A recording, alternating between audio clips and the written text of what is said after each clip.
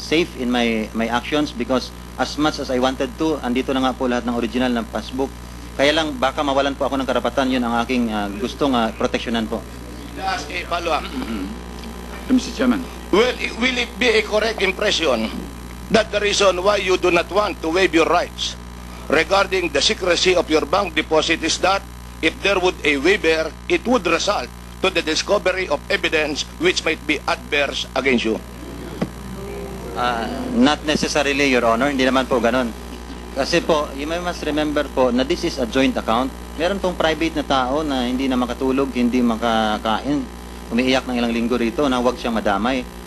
At yun nga po ang pakiusap ko kung mag-present ako ng testigo rito, ng kapamilya ko, na huwag silang kuhanan ng video.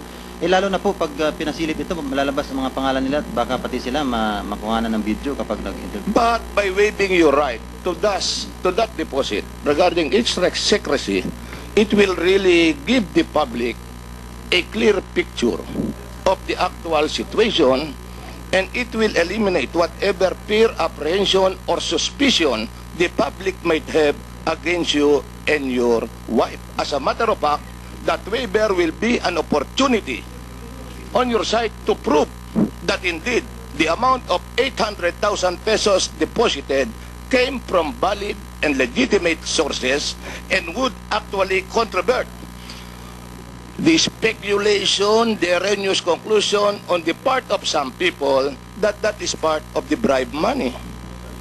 Your Honor po, kapag ang waiver ay na-confirm lamang nila yung amount, wala pong implication yon kung saan nanggaling yung amount. Ang tanging implication lamang nun ay merong amount doon, pero hindi po yun makakapagbigay ng ebidensya na valid ang pinanggalingan o legal ang pinanggalingan ng account ng pera.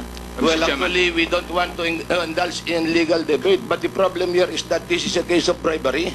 And insofar as bribery is concerned, as prosecutor, you know that there is no direct evidence in bribery. It is only a case of circumstantial evidence.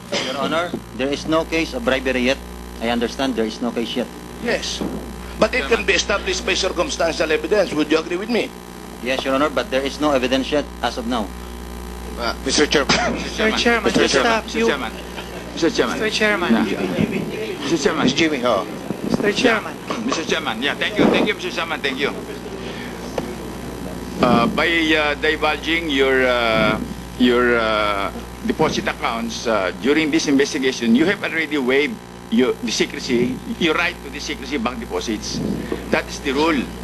Once it becomes public, it means that the secrecy no longer exists.